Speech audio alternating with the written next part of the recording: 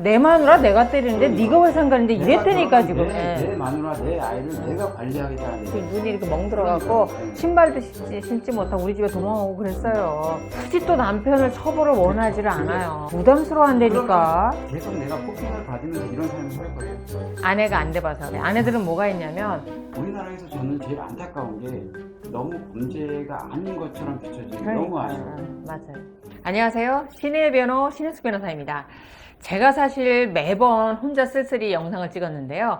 오늘은 초대 손님이 있습니다. 현직 형사분이시고요. 프로파일러십니다. 김진구 프로파일러님을 소개합니다. 안녕하세요. 아유, 안녕하세요. 이렇게 멀리 양지역까지 와주시고 감사합니다. 사무실이 너무 좋습니다. 이런 사무실 가지고 있었으면 좋겠어요. 꿈이에요. 사무실 차려서 이렇게 오시는 손님들하고 얘기도 하고, 그리고 내담자 상담하러 오시는 분들하고 이런 데서 얘기도 하고 하면 좋은데, 저는 공통 사무실 쓰거든요. 공용 사무실. 그래서 이런 사무실에 한 6, 7명이 막 다 들어가 있어가지고. 제가 형사사건 때문에 이렇게 가보면 좋은 자리에 여러 명 계시긴 그렇죠. 하더라고요. 그래서 뭐 개인적인 사적인 통화 전혀 못 하겠던데요. 공무원에서는. 그렇죠. 근데 그 공간에서 막 얘기해요. 왜 그랬어? 막 네가 한 거 아니야? 막 이러고. 그래서 제가 안 했는데요. 막 피해자들 보서 어떤 일이 있었어요? 막 이렇게 하고 막. 사실 유명 연예인이나 유명인들 조사받으러 오잖아요. 그럼 다 옆에서 듣죠. 그게 어차피 그 사람의 개인 얘기가 아니고 사건 이야기이기 때문에 크게 의미를 두지는 않아요. 아느나 다 듣고 있죠. 들리는 건 듣기는 하죠. 근데 진술 녹화실에서 거의 따로 진행이 되고요. 그리고 유명인들이 오는 거를 그렇게 좋아하지 않아요. 왜냐하면 집중이 되는 것 자체를 조금 부담스러워하기 때문에 그렇게 좋아하지 않고, 그리고 보통 이렇게 오픈된 공간에서 제일 많이 들리는 경우는 제가 들었던 거는 성매매 건이 있죠. 성매매, 예를 들면 성매매 피의자들 남성들 이렇게 오면은 본인이 처음에 안 했다고 해요. 안 했다 그래요? 그러니까 흔히 얘기해서 아주 순수하게 안마만 받았다. 안마만 받았다. 성관계 이런 건 안 했다. 안마만 받았는데 비용이 이렇게 많이 나왔네. 그러게 제가 솔직히 기억이 안 난다. 하고 하지만 이제 결제를 한 그런 내역들이 있으니까는 인정을 하게 되고 하죠. 처음에는 인정을 거의 다 안 하는 사람들이 되게 많아요. 김프로님. 근데 솔직히 안 했겠어 했잖아라는 생각하죠. 그렇죠. 거기 그런 안마 시술소 그런 성과 관련된 행위를 하는 그런 업소에 갔다는 거는 그렇게 했다라는 반증이 되는 거죠. 오늘은 뭐 어떤 얘기를 하면 될까요? 어떤 도움을 드리면 될까요? 우리가 방송만 했었는데 우린 사실 실제로 있었던 일 얘기해보자고 그렇죠. 초대를 했습니다. 그래서 개인 정보라든가 그분의 명예가 침해되지 않는 범위 내에서 뭐 궁금해하시는 분들한테 모든 걸 다 얘기해 주세요 라고 초대를 했습니다. 고맙습니다. 오늘 이제 사실 오셨으니까 첫 번째 사건으로 가정보호 사건에 대해서 한번 얘기해 보려고 그래요. 사실 굉장히 은폐돼 있고 사건 수가 많잖아요. 그렇죠. 근데 이제 사연을 오래전에 보내주신 분이 있어요. 결혼 25년 차가 됐다라고 하고 미성년 자녀가 둘이 있어요. 근데 이혼을 결심했다라고 하는데 구체적인 사연 들어가니까 남편이 사업을 해요. 근데 이제 여차저차해서 재산은 모두 이렇게 아내분한테 돼 있는 거예요. 근데 남편이 사업을 하면서 빚이 많다라는 거죠. 이거와 관련해서 이제 이혼했을 때 구체적으로 재산 분할이 어떻게 되느냐 이게 궁금하신다는 건데, 그 전에 이혼 사유로 가정폭행이 있었다라는 거예요. 그래서 가정폭력에 시달렸으니까 이 부분에 대해서 형사적으로 어떻게 되는지, 이혼소송에서 위자료하고 재산 분할에 영향을 미치는지 이런 부분이 궁금하다고 하네요. 제 생각에 일단 가정폭력이 제일 문제가 된다고 봐요. 어떤 재산적인 부분 그리고 금전적인 부분은 차후의 문제이고, 이 사람이 사업을 하고 돈을 못 벌고 이런 것들보다는 일단은 폭행이 있다는 거잖아요. 우리나라에서 저는 제일 안타까운 게 가정폭력이라는 부분들이 너무 범죄가 아닌 것처럼 비춰지는 게 너무 아쉬워요. 맞아요.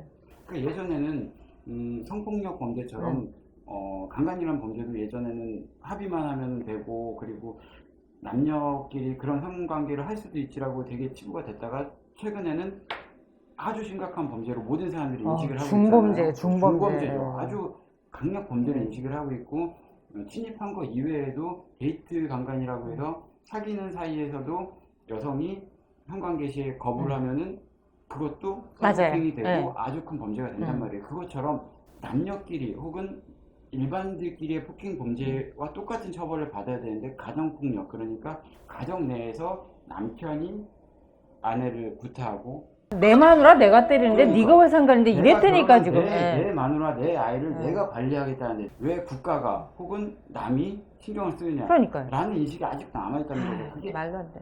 예. 아주 잘못된 이유가 뭐냐면 가정폭력이 바로 폭력이에요. 폭력 범죄라는 거죠. 심각할 수밖에 없는 게 허구한 날 붙어 살잖아요. 그렇죠. 그러니까 수시로 일어날 수 있고 가정 내에 은폐가 된다니까, 감춰진다니까요. 그리고 사실 보면 여자가 뭔 힘이 있어요. 그래서 남자를 어떻게 이겨? 가정폭력이 심각한 범죄임을 인지를 하고 그만큼 처벌도 강화가 되어야 돼요. 그리고 앞으로 아마 처벌이 강화가 처벌이 될 거라고 강화돼야 돼요. 생각이 들고, 현재까지는 가정폭력이라고 하면 둘이 잘 마무리가 되고 현재 상황에서 가정폭력이 이루어지지만 않는다면은 더 이상 뭐 제재가 없지만, 과거에 가정폭력이 있었다라고 하면 즉시 분리를 시키고 더 이상 폭력이 일어나지 않도록 제재를 가하는 게 맞고, 그 폭력을 가한 남편도 그렇고 폭력을 가한 당사자가 여성 부인이라고 하면 이건 남녀 차이가 없다라고. 아니 근데 옛날에 이제 처벌이 강화되어야 된다고. 어렸을 때 어떤 기억이 갖고 있냐면 옆집 아줌마가 정말 사월디로 왜 맞는 남편도 있어요. 아저씨한테 네. 아유 근데 여자들이 많이 맞지. 아저씨한테 맞아가지고 사월디로 한 번씩 눈이 이렇게 멍들어갖고 그러니까요. 네. 신발도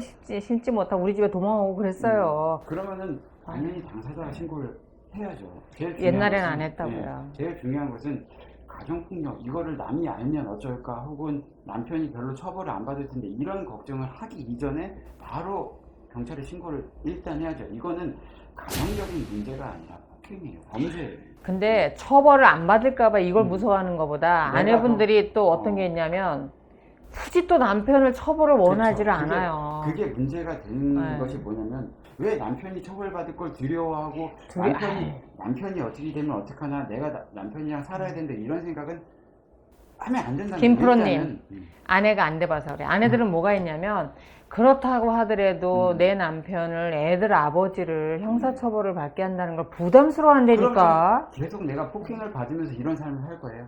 어떤 경우가 있냐면, 그렇게 매를 맞다 보면은 아내가 매 맞는 여성 증후군이라고 해서 그렇게 피해를 당하다가 남편을 죽이는 경우가 있어요. 그러니까 이거는 폭행을 폭행으로 갚는다는 의미가 아니라, 이렇게 내가 살다가는 나 혹은 내 아이가 정말로 죽겠다, 정말로 맞아서 너무 죽을 정도까지 힘들겠다라는 생각에 내가 죽지 않기 위해서 그러니까. 남편을 죽이는 경우가 왜 맞는 아내 증후군에 인해서 살인사건이 일어난 경우에, 그거는 어느 정도는 정상 참작이 되긴 그러니까 하지만, 그런 사건들이 언론에도 그런 많이 사건이 나왔잖아요. 있다는 그래서 거죠. 여성단체에서 막 나서고 그렇죠. 무료 변론이 이제 변호사들이 나서고 해서 사실은 뭐 남편을 죽였지만 뭐 5년 이렇게 짧게 받고 나오는 경우가 많잖아요. 내가 그리고 폭행을 당해서 이 남자랑 이혼을 해야지라는 생각으로 신고를 하라는 개념이 아니라, 어찌됐건 이 남자가 내 가정을 이루고 싶은 마음이 있다라고 하면 이 남자의 행동을 바꿔야 될 거 아니에요. 더 이상 폭행을 하지 못하라고 바꿔야 된다는 목적에서 있기 때문에 당연히 신고를 하고, 이 남자도 내가 남편을 때리는 것 자체가 당연히 범죄고 잘못됐구나라는 걸 인지를 해야 된다라는 거죠. 그냥 아주 편하게 남편이 때렸으니까 부인도 때리고 다 때리고 막 난리나, 이런 개념이 아니라는 거예요. 그러면 우리가 이쯤에서 이제 소개를 해주고 싶은 게 가정보호 사건이 있잖아요. 가정보호 사건이 사실 형사처벌하는 게 아니라 그렇죠. 그 폭력적인 맞아요. 성향을 교정해보자고 교정이 생긴 거잖아요. 예. 그럼 가정폭력 신고 받아서 현장 가본 적 있어요? 가본 적 있죠. 그럼 어떻게 해요? 남자 여자를 구분하는 게 아니라 가해자 피해자를 구분하는 거죠. 그래서 누가 폭행 가해자인가, 물론 그게 남편일 수도 있고 부인일 수도 있어요. 그래서 서로 분리를 합니다. 서로 분리해서 서로의 진술을 들어봐요. 왜냐하면 둘의 진술이 다르기 때문에. 물론 현장에서 누가 잘했냐 잘못했냐를 따지는 게 아니에요. 일단 분리를 시켜요. 그래서 당일은 되도록이면 둘이 같은 공간에 있지 않도록, 부인이 집에 있길 원하면 집에 있게 하고 남편이 나가게 하고. 근데 남편이 뭐 죽어도 못 나가겠다고 하면 여성분과 그 아이를 뭐 다른 친족으로 친구 보내거나, 집이라든가 혹은 친척 집이라든가, 만약에 그런 데가 없다라고 하면 보호소, 여성보호소 같은 단체에 이제 연락을 해서 그쪽에 분리를 시키죠. 그러면 사실 가정보호 사건으로 분리해서 가정법원으로 보내주는 것 자체가 굉장히 선처잖아요. 그렇죠. 그럼 경찰 단계에서 일반 형사 사건, 가정보호 사건 어떻게 구분하는 거예요? 우선은 여성청소년대에서 사건을 관할을 하죠. 그리고 그런 폭행의 정도들을 보고 이것이 형사사건으로 처리를 해야 되는 것인지 아니면 가정보호 사건으로 처리를 해야 되는 것인지, 일반적인 어떤 부부싸움 같은 경우는 거의 다 가정보호 사건을 처리하려고 해요. 하지만 그런 폭행의 수위나 횟수 이런 것들을 판단했을 때 가정폭력 사건으로 하려고 하면 당연히 강력사건이든지 전환이 되는 거죠. 그럼 아내분이 예. 처벌은 하지 않게 해달라고 그러- 다 그렇게 그러시는 하면 분이 되게 예. 많아요. 그러니까 정말 솔직히 얘기를 드리면 처벌을 안 하겠다, 처벌에 대한 마음이 없다라고 하면 이것은 형사사건으로 접수가 잘 되지가 않아요. 가정보호 그렇죠. 사건으로 가는 가정보호 거죠. 사건이나 민사사건으로 가야죠.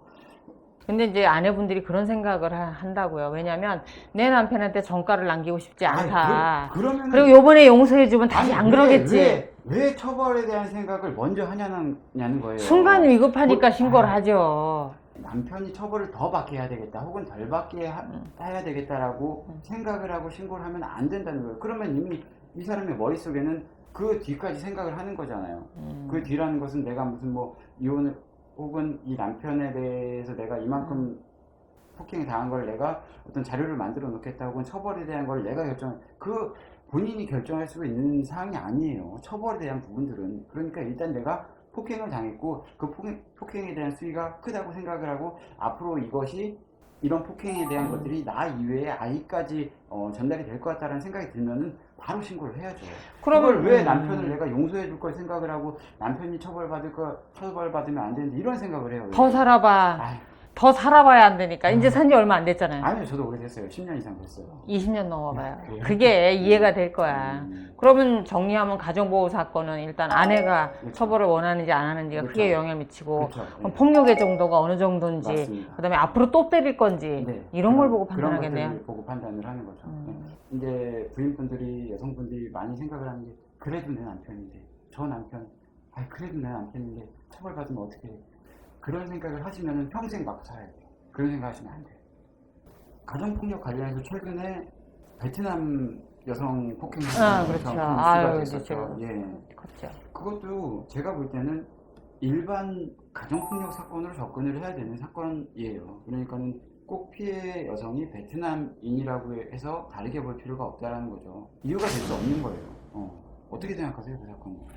사실 가정폭력만 놓고 나면 말이 안 되고 난 그게 그래요. 힘이 있는 자가 없는 자를 때린다라는 것 자체가 그게 어떤 목적을 가지든 말이 안 되는 거고 참 그런 걸 보면 이렇게 같은 인간으로서 비애감을 느끼죠. 어떻게 저렇게 때릴 수 있을까? 저 맞는 사람이 이렇게 맞아서 아픈 게 문제가 아니고 본인의 가슴속에 느껴지는 그 모멸감 이게 얼마나 클까 그 생각을 하면 정말 진짜 인간 그러면 안 돼 진짜. 폭력 남편들이 가장 잘못 생각하고 있는 것 중에 하나가 내 부인은 내가 마음대로 해도 된다. 때리건 교육시키건 뭘 하건 내가 지시하는 내 마누라인데 왜 다른 사람들이 우리나라에서 다른 놈들이 다른 새끼들이 뭐라고 하느냐라는 것을 아주 잘못 생각하고 있다는 그러니까 쉽게 말하면 난 그런 생각이 든다고 죠 내 집안의 기르는 뭐 이렇게 가축 그렇죠. 정도로 가축, 생각한다는 그렇죠. 거지. 가축 정도로 네. 마음대로 해야 된다는. 난 이해할 수가 없어요. 도대체 그 사람은 학교에서 뭘 배웠고 주변 사람들을 뭘 보고 배워가지고 그런 습성을 배웠을까? 난 이해할 수가 없어요. 폭행을 행사하는 남편들의 얘기를 들어보면 와누라 부인의 잘못이 있다라는 얘기를 저한테 항상 해요. 부인이 이걸 잘못했다. 와이프가 이런 걸 잘못해서 내가 때리게 됐다. 그러니까 쉽게 말해서 맞아도 싸다 이거 아니야 맞아도 지금. 싸다라고 얘기하는 입장을 고수하는데, 그러면은 폭행은 절대 하지 말고 그 잘못된 부분에 대해서 당연히 다른 방향으로 이야기를 해야지. 그럼 자기는 그렇게 못한다는 거예요. 무조건 때려야지 말을 듣는. 그러니까 나는 그런 인간들을 위해서 이 태형이 있어야 된다니까. 곤장을 쳐야 된다는 태형이 있어야 돼. 지도 맞아봐야 돼. 그것도 나름 어느 정도 일리가 있어요. 왜냐면 한번 맞아봐야지. 맞는 게 이렇게 얼마나 고통스럽고, 얼마나 고통스럽고, 그리고 다음부터 내가 다른 사람은 특히 부인을 때리면 안 되겠구나라고 인지를 하겠죠. 이 사람들은 그런 부분을 너무 잘못 인지를 하고 있고, 제가 볼 때는 부인이 잘못한 부분이 있다라는 얘기를 하는 순간 이 사람은 그냥 핑계예요. 나는 그런 생각이 들어요. 예를 들어 같이 이렇게 글러브를 끼고 이렇게 맞싸울 수 있는 사람을 때리는 거는 모르겠어. 그러면은 사실 여자가 뭔 힘이 있어. 다음에 여기 사무실에 이제 그런 폭행 당한다고 오는 그런 부부들의 케이스가 있으면은 링에 한번 올려보죠. 지금 만약 프로 선수, 권투 선수하고 글러브 끼고 한번 싸워봐라 그러면 이길 자신 있어요? 내가 볼 때 죽도록 맞을걸? 아니 그래도 어느 아까 정도 부부지간에 부부한테 글러브 끼고 싸우면 여자가 죽도록 그러니까, 맞지. 그러니까 그 의미는 뭐냐면은 둘도 만약에 그런 개선의 의지가 있다라고 좋아. 하면 그러면 그런 남자 손 부인 묶어 위에- 놓고 여자만 때리는 걸로. 그러니까 안 그러면 무슨 뭐 예를 소리게? 들면 이런 거지. 남편은 왼손만 쓸 수 있게 하는 거지. 그리고 여자는 양손 다 쓰게, 발도 쓰게 하고. 그래갖고 서로 그런 쌓인 부분을 이런 격투기로 풀자라는 거죠. 우리 둘 다 이 방송 나가면 잡혀갈지도 몰라. 아니 그러니까 그 요지는 네. 뭐냐면 무조건 모든 사람들이 저는 이혼을 해야 된다라고 보지는 않아요. 어느 정도 한 번은 욱해서 안 좋은 어떤 결과가 있을 수도 있죠. 하지만 그런 것들을 서로 원만하게 이야기가 된다라고 하면은 가정폭력도 나중에는 훨씬 더 약이 될 수가 있다라고 보여지거든요. 남편이 다음부터 하면 안 되겠구나라고 절실하게 느끼면. 하지만 문제가 되는 건 이제 반복된다라는 그렇죠. 거죠. 맞아요. 그리고 그런 폭력의 대상이 부인에서 아이로 아이로, 이어지고 맞아요. 그리고 또 부인이 되고 이렇게 반복된다라고 하면, 그리고 제일 안 좋은 것들이 매번 폭력을 한다라고 하면 차라리 일관적이에요. 그래서 훨씬 더 이 사람은 아예 폭력적인 성향이구나 볼 수가 있어서 이혼을 하거나 이런 판단이 빠른데, 어떤 남편 같은 경우는 술을 마시거나 밤만 되면은 그렇게 폭력적이었다가 혹은 술을 안 마시면 또 좋은 남편이 되는 너무너무 경우가 좋은 있어요. 사람이지. 예. 평소에만 너무 좋은 네. 남편이야. 막 잘 챙기고 그러다가 술을 마시거나 혹은 안 좋은 일이 있거나 밤이 되거나 그러면 갑자기 돌변해서 폭력적인 된 남편, 이런 남편들이 더 무섭다라는 거죠. 솔직히 김프로님 입장에서 네. 보면 그거 고칠 수 있어요? 못 고치기 고쳐? 어려워요. 어렵죠. 고치기 제 어려워요. 판단에도 고치기 어려워요. 계속 어떤 반복이 되는 폭력이 이 사람이 정말로 절실히 느꼈다고 판단이 됐는데도 네. 불구하고 또 그런다라고 하면 고치기 어렵기 그러니까 때문에 그 판단이 있으면 하루라도 빨리 네. 이혼하는 게 맞는 거죠. 맞아요. 처음에 기회는 줘야 된다고 보여져요. 한두 번의 기회는 필요하다. 하지만 이것이 3번 이상 넘어가면 저는 이혼에 대한 것들을 조금 더 강력하게 생각을 해봐야 된다고. 뭔가 가능성이 있고 서로 그런 폭력적인 그 한 부분 이외에는 좋은 어떤 가정도 있을 수 있잖아요. 그래서 나는 부부간의 대화도 중요하지만 나는 사실 가정보호 사건이 정말 바람직한 제도라고 생각하는 게, 그 남편을 때리는 남편을 잡아다가 교육을 시킬 수 있잖아요. 그렇죠. 교육을 네. 전과를 안 남기고도 그렇죠. 난 이 제도가 정말 훌륭하다고 생각을 해요. 그러니까 교육이 뭐냐면 그 남편이 인지를 바꾸는 거죠. 내가 옛날에 그 부부싸움을 하다가 앙강강강 거려갖고 한 대 맞았거든. 네. 정신이 그때 번쩍 들면서 네. 세상에 그 순간에 모든 소름이 다 몰려오면서 아니 우리 부모님도 나를 손 하나 까딱 안 하고 기르셨는데 내가 세상에 왜 그런 생각이 들면서 지금도 그 순간을 잊을 수가 없어요. 물론 10배는 내가 갚아줬지만. 그렇죠. 예. 근데 이제 사실 이혼을 한다고 쳐요. 근데 네. 현실적인 문제로 돌아오면 지금 남편분이 사업을 하면서 물론 돈도 벌었었겠지만 그러니까 아내분 앞으로 재산을 해놨겠죠. 근데 이후에 사업을 계속하면서 이제 빚을 많이 졌다라는 게 빚을. 금전적인 피해. 그럼 이 빚을 어떻게 하고 이혼할 것인가, 이런 부분에 있어서 그렇죠. 현실적으로 보면은 빚이 더 많다라고 하면 아내분 입장에선 내 재산은 내 재산이고 빚은 너가 사업체하고 다 가져가라. 남편이- 나는 못 갚겠다. 이렇게 이혼하는 게 제일 좋아요. 근데 남편이 여성분, 그러니까 부인한테 모든 빚을 전부 다 명의로 돌리고서 이혼을 할 수도 있고. 그러니까 가장 좋은 건 빚은 너가 떼어놓고 내 재산은 내가 갖고 이혼하는 게 가장 좋은데 남편 쪽 입장에서는 분명히 내 빚도 사업을 하면서 생긴 빚이니까 그 돈 버는 돈으로 같이 먹고 살았으니까 갚아줘야 된다라고 주장이 100% 나오게 돼 있거든요. 그러면 그때 이제 아내분이 가진 재산으로 이 빚을 갚아줘야 될 수도 있어요. 그래서 상당히 어려운 거라, 이제 판단이 경제적으로도 어렵고 남편하고 이혼한다는 것도 어려운 상황인데, 정리하면 폭행의 습성 버리지 못한다 그러면 이혼해야 된다. 그렇죠. 그다음에 재산 빚을 갚아주고 나머지를 나눠 가질 수가 있다라는 거예요. 그래서 계산을 여자분께서 이렇게 잘 해보셔야 됩니다. 오늘 영상 도움이 되셨다라고 하면 좋아요, 구독하기 눌러주시기 바랍니다.